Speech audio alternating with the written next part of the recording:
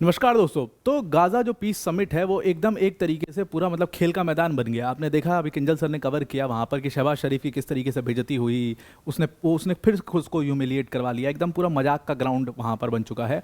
लेकिन इसी Gaza summit में एक और बड़ी इंपॉर्टेंट घटना जो है वो घट गई है।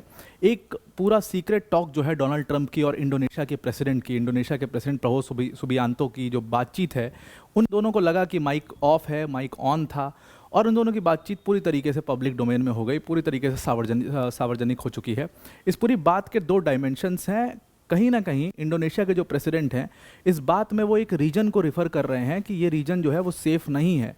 और ऐसा प्रतीत होता है इस पूरी कॉन्वर्सेशन को सुन करके कि वो ट्रंप की या तो मदद लेने की कोशिश कर रहे हैं या वो ट्रंप को अपने यहाँ पर कुछ एक्सेस जैसा कुछ देने की कोशिश कर रहे हैं। और कयास जो जियोपॉलिटिकल एक्सपर्ट्स लगा रहे हैं, उनका कहना है कि हो सकता है ये साउथ एशिया की बात कर रहे हो सकता है साउथ ईस्ट एशिया की बात कर रहे हो पूरी तरीके से। और अगर वो साउथ ईस्ट एशिया की बात हो रही है तो ये इंडिया, चाइना जैसी कंट्रीज़ के लिए बहुत कंसर्निंग है। या हो सकता है कि ये यूरोप की भी बात कर रहे हो। ऑल्दो क्लैरिटी नहीं है, रीजन का नाम इसमें नहीं लिया गया है, ये सिर्फ आंकलन है जो किया जा रहा है। क्योंकि अगर इंडोनेशिया के प्रेसिडेंट बात कर रहे होंगे तो वो मतलब संभवतः किस चीज़ की बात कर रहे होंगे। वेस्ट एशिया की भी बात कर सकते हैं, लेकिन वेस्ट एशिया में ऑलरेडी पीस हो गया, उसी समिट में वो सारे लीडर्स गए हुए हैं। तो अब बात किसकी हो रही होगी, ये एक बहुत बड़ा सवाल वहाँ पर खड़ा होता है। एक दूसरा डायमेंशन भी इस पूरी बातचीत का जो एरिक ट्रंप के इर्द गिर्द घूमता है, उसको भी समझने की कोशिश करते हैं। और कहीं ना कहीं डोनाल्ड ट्रंप के प्रेसिडेंटशिप के ऊपर एक बहुत बड़ा सवाल या निशान जो है वो यहाँ पर खड़ा होता है। डोनाल्ड ट्रंप कई बार ऐसी चीज़ें कर चुके हैं जहाँ पर उनके ऊपर ये इल्ज़ाम लगे हैं कि वो अपने बिजनेस को बढ़ाने, अपने प्रेसिडेंट की ताकत का इस्तेमाल करके वो अपना बिजनेस एम्पायर ग्रो कर रहे हैं। और उसका एक सीधा साधा जागता एकदम एग्जाम्पल जो है वो ये लीक्ड जो बातचीत है वो है। पूरा डिटेल में इसको समझते हैं, पर वीडियो में आगे जाने से पहले एक बड़ी अनाउंसमेंट है अनअकैडमी टीम की तरफ से कि अनअकैडमी अपना अनअकैडमी उत्सव 2025 सेलिब्रेट कर रहा है। और इस दिवाली ये सबसे बड़ा इवेंट है जो यूट्यूब के ऊपर होने वाला है। 16 अक्टूबर को शाम 7 बजे आप इस इवेंट में लाइव हो जाइए। अब आपको फ़ायदा क्या होगा इस इवेंट से, आप इस इवेंट के अंदर 12 करोड़ से ज़्यादा का इनाम जीत सकते हैं, या फिर आप लेटेस्ट आईफोन प्रो मैक्स जीत सकते हैं, या फिर आप कई सारे आप टैब्स जीत सकते हैं, स्मार्टफोन्स जीत सकते हैं। अब इसको जीतने के लिए आपको सिंपली क्या करना है, डिस्क्रिप्शन में हमने लिंक दी है, उस लिंक पर क्लिक करना है। और वहाँ पर क्लिक करके आप एक चीज़ करिएगा कि वहाँ पर जो लॉटरी टिकट है उसको रजिस्टर कर दीजिएगा। और आपके जो जीतने के चांसेस हैं उसको अगर आप और बढ़ाना चाहते हो तो उस लॉटरी टिकट की जो लिंक है उसको अपने सहपाठियों के साथ भी शेयर करिए। अगर 2 लोगों ने आपके शेयर करने के बाद उस पर रजिस्टर कर लिया तो फिर आपको एक और लॉटरी टिकट मिलेगा और आपके ऐसे जीतने के चांसेस जो है और ज़्यादा बढ़ते जाएंगे। जितने ज़्यादा लॉटरी टिकट होंगे उतने ज़्यादा आपके जीतने के चांसेस बढ़ते चले जाएंगे। अब इससे आपको क्या करना है, 16 अक्टूबर को शाम 7 बजे आना है लाइव उस इवेंट में। उसी में सारे विनर्स का जो नाम है उसको अनाउंस किया जाएगा। तो इसको आप ज़रूर से करने की कोशिश करिए, हो सकता है आप जीत जाएँ। Now coming back to the topic, एक पूरा कन्वर्सेशन जो है डोनाल्ड ट्रंप के बीच में और इंडोनेशियन प्रेसिडेंट सुबियांतो के बीच में पूरी तरीके से इसने एक नया एंगल जो है जियोपॉलिटिक्स को दे दिया है। अब यहाँ पर क्या है कि देखिए, ट्रंप का जो इंटरेस्ट है लगातार, उसने एक पूरा आप देखेंगे कि एशिया में वो हर उस कंट्री से अपने रिलेशन बनाने की कोशिश कर रहे हैं जो चाइना या भारत के खिलाफ जा सकती है। और इसमें जैसे आपने सबसे पहला एग्जांपल हमने पाकिस्तान के तौर पर देखा कि पाकिस्तान को लेकर के ट्रंप ने क्या क्या बयान दिए थे। एकदम से वो यू टर्न लेते हैं प्रेसिडेंट बनने के बाद, जब मतलब उन्होंने टैरिफ का पूरा खेल खेला, भारत के ऊपर इल्ज़ाम लगाए, भारत से रिलेशन ख़राब हुए, भारत ने भी उसको रिटेलिएट किया, तो ट्रंप ने सीधा पाकिस्तान की तरफ रुख किया, पाकिस्तान से रिलेशन अच्छे बनाए। और आपने देखा कि उसका अंत जो है वो क्या हुआ, डील होती है। और डील मतलब क्रिटिकल मिनरल्स की डील होती है, वहाँ पर एयरबेस की डील होती है। और मतलब कहने वाले तो ये भी कहते हैं, मतलब इमरान खान ने तो यहाँ तक भी इल्ज़ाम लगाया कि इसने पाकिस्तानियों ने अपना एयरबेस बेच ही दिया है डोनाल्ड ट्रंप को। ये सारी चीज़ें जो है ट्रंप की जो है उसको कहीं ना कहीं उनके प्रेसिडेंट जो ताकत है प्रेसिडेंट की, उसको दुरुपयोग कहीं ना कहीं बताया जा रहा है। क्योंकि ट्रंप सिर्फ यूएस के लिए सब काम नहीं कर रहे हैं, बल्कि वो ट्रंप एम्पायर के लिए ये सारी चीज़ें कर रहे हैं। ट्रंप एम्पायर यानी कि ट्रंप के बिजनेस के लिए सारी चीज़ें कर रहे हैं। आपने देखा कि क्रिप्टो काउंसिल की एक मीटिंग हुई थी जिसमें ट्रंप के सन इन लॉ गए थे, तो उसको भी यहाँ पर उठाया गया था। अब वही मुद्दा यहाँ पर इंडोनेशिया के प्रेसिडेंट के साथ भी हुआ है। तो ट्रंप इंडोनेशिया के प्रेसिडेंट से जब बात कर रहे थे, ये पूरी तरीके से एक नया स्क्रूटनी यहाँ पर इस पूरी बातचीत का शुरू हो चुका है। हुआ क्या कि जब ये बातचीत हुई, इन लोगों को लगा कि जो माइक्रोफोन है, ट्रंप एकदम से अपनी पूरी स्पीच दे के उठे थे, जो माइक्रोफोन है वो बंद है, लेकिन वो माइक्रोफोन चालू था और एकदम लाइव सारी रिकॉर्डिंग, सारा मीडिया कवरेज, सब कुछ वहाँ पर चल रहा था। ये लोग बहुत धीरे भी बात कर रहे थे, लेकिन ये बहुत सेंसिटिव माइक था, पूरी तरीके से आवाज़ एकदम साफ साफ सुनाई दी गई। और इसमें कहीं ना कहीं यहाँ पर इन्होंने इंडोनेशिया के प्रेसिडेंट सुबियांतो ने अपनी आशंका जताई कि भाई मैं एरिक ट्रम्प से मिलना चाहता हूँ। एरिक ट्रम्प जो कि डोनाल्ड ट्रम्प के बेटे हैं, इन्होंने कही कि एरिक ट्रम्प से मैं मिलना चाहता हूँ। अब इसके कई सारे कारण हो सकते हैं और ये, लेकिन सबसे इंपॉर्टेंट बात ये है कि ये पूरा डिस्कशन चल कहाँ पर रहा है। ये पूरा डिस्कशन जो है वो गाज़ा पीस समिट जो है वहाँ पर चल रहा है। गाज़ा पीस समिट, आपको पता है कि सारे लीडर्स वहाँ पर जुटे हुए हैं, पूरा एकदम मजाक का मैदान हो चुका है। ट्रम्प अपने बड़े बड़े भाषण उस गाज़ा पीस समिट में देते हैं कि मैंने पूरी वेस्ट एशिया के अंदर शांति ला दी, अब आप देखिए कोई वॉर नहीं होगा और मैं एक्सपर्ट हूँ वॉर रोकने में। मैंने इंडिया पाकिस्तान, एक बार और उन्होंने इंडिया पाकिस्तान का नाम लिया, मैंने इंडिया पाकिस्तान के बीच में वॉर होते होते रोक लिया, न्यूक्लियर वॉर हो जाता, या हो जाता, वाह हो जाता। दुनिया भर का इन्होंने बड़ी बड़ी लंबी लंबी जो है फेंकी और लंबी लंबी फेंकने के बाद ये गए और इंडोनेशिया के प्रेसिडेंट से बिजनेस की बात करने लगे। इंडोनेशिया के प्रेसिडेंट ने इनसे कहा कि भाई मेरी बात एरिक ट्रम्प से करवा दो। जो पूरा कॉन्वर्सेशन होता है उसको बताते हैं। ये 2 डायमेंशनल कॉन्वर्सेशन है। पहले तो एक रीजन की बात हो रही है और हो सकता है इस रीजन की बात बिजनेस के लिए भी हो रही हो। इन्होंने कहा, इंडोनेशिया के प्रेसिडेंट ने, कि ये रीजन जो है ये सेफ नहीं है, सिक्योरिटी वाइज काफ़ी इशूज़ हैं इस रीजन के अंदर। तो कहा जा रहा है कि ज़रूरी नहीं है कि जियोपॉलिटिक्स से रिलेटेड, हो सकता है ये बिजनेस से रिलेटेड हो, क्योंकि ट्रम्प है और ट्रम्प के रहते ये बिजनेस से रिलेटेड ज़रूर होगा।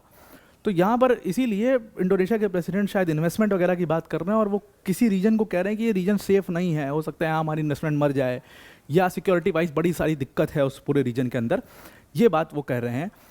अब इसका सारी चीज़ें आंकलन के बेसिस पर है, सारा कयास लगाया जा रहा है, बोला कहीं नहीं जा सकता कि ये किस रीजन की बात कर रहे हैं। हो सकता है यूरोप की बात कर रहे हो सकता है साउथ एशिया की बात कर रहे हो। कुछ लोगों ने कहा कि हो सकता है वेस्ट एशिया की भी बात हो रही हो, लेकिन वेस्ट एशिया की बात क्यों ही करेंगे ये लोग, क्योंकि वहाँ पर तो ऑलरेडी शांति हो गई, वहाँ तो लंबी लंबी फेंक के ट्रम्प आए ही हैं, तो वेस्ट एशिया की बात क्यों ही होगी। दूसरा डायमेंशन बड़ा इंटरेस्टिंग है यहाँ पर। जो इंडोनेशिया के प्रेसिडेंट थे उन्होंने ट्रम्प से एकदम बैक करते हुए कहा कि क्या मैं मतलब एरिक ट्रम्प से मुलाकात कर सकता हूँ। ट्रम्प ने उसका जवाब दिया। ट्रम्प ने कहा कि ठीक है, एरिक आपको कॉल कर लेगा, और मतलब बार बार ये सेम चीज़ रिपीट करते रहे। ट्रम्प की आदत भी है बार बार सेम चीज़ रिपीट करने की, कि वो कॉल कर लेगा, कॉल कर लेगा, कॉल कर लेगा। उन्होंने 3-4 बार बोला कि मतलब I will make Eric call you, Eric आपसे बातचीत कर लेगा और हम एक, फिर उसके बाद इंडोनेशिया के प्रेसिडेंट ने कहा कि हमको एक बेटर प्लेस देख लेंगे।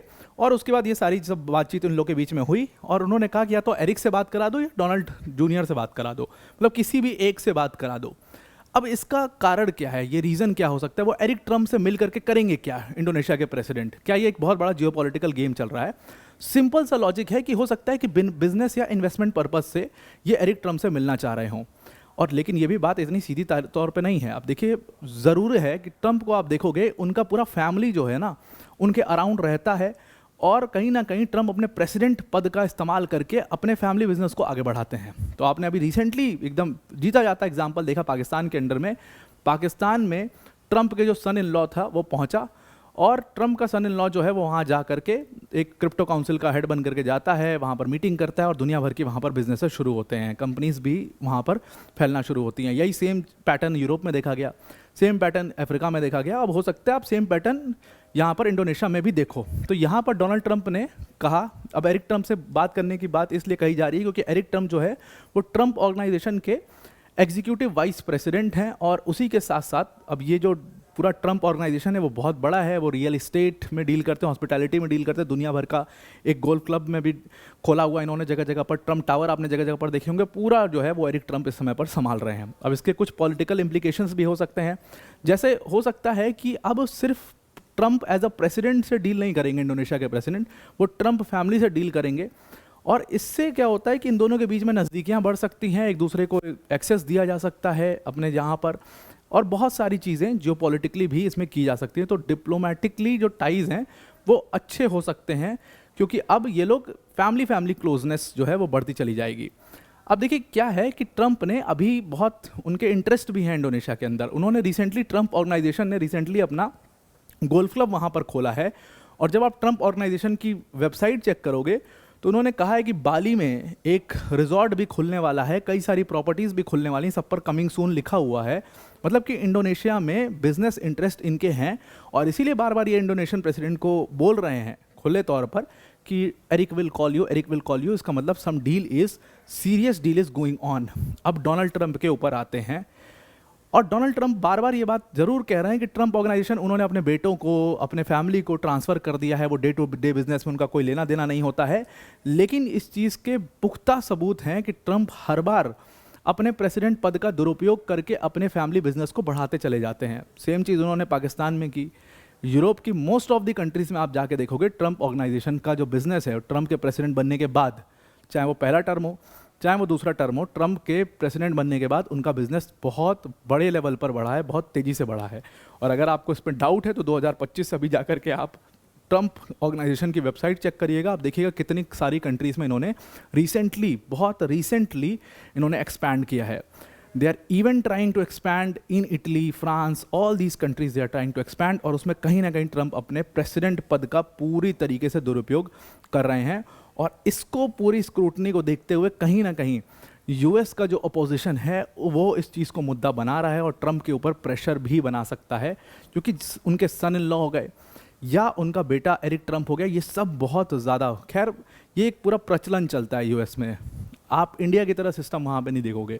कोई भी प्रेसिडेंट है उसका बेटा जो है वो ज़रूर एक बिजनेसमैन होगा, ये यूएस में एक प्रचलन है। इसके पहले बाइडन थे, उनका भी बेटा था। इसके पहले मतलब कोई भी प्रेसिडेंट होगा उसका बेटा, अगर आप बराक ओबामा को हटा दीजिए तो मैक्सिमम केसेस में आपको सेम चीज़ यहाँ पर मिलेगी। तो आपको पूरा आर्टिकल समझ में आ गया होगा। वीडियो को एंड करने से पहले अनअकैडमी टीम की तरफ से बड़ी अनाउंसमेंट है कि अगर आप यूपीएससी सीएससी की प्रिपरेशन कर रहे हो, दिवाली का सीज़न है, फेस्टिव सीज़न है, अनअकैडमी ने अपने जो सब्सक्रिप्शन फीस है उसको सिर्फ 24,999 कर दिया है। और इसके साथ आपको 1 मंथ का फ्री एक्सटेंशन भी प्रोवाइड किया जाएगा। जीएस, सीसैट टेस्ट सीरीज सब कुछ यहाँ पर कवर किया जाएगा। मेंस की टेस्ट सीरीज होगी, उसका इवैल्यूएशन भी होगा। डेडिकेटेड डाउट सॉल्विंग सेशंस होंगे। अनअकैडमी के टॉप एजुकेटर जैसे मृणाल सर, प्रतीक सर, सुदर्शन सर जैसे एजुकेटर्स यहाँ पर आपको इस बैच के अंदर पढ़ा रहे होंगे। तो अब आपको पूरा आर्टिकल समझ में आ गया होगा। आज के लिए इतना ही। Thank you and have a nice day.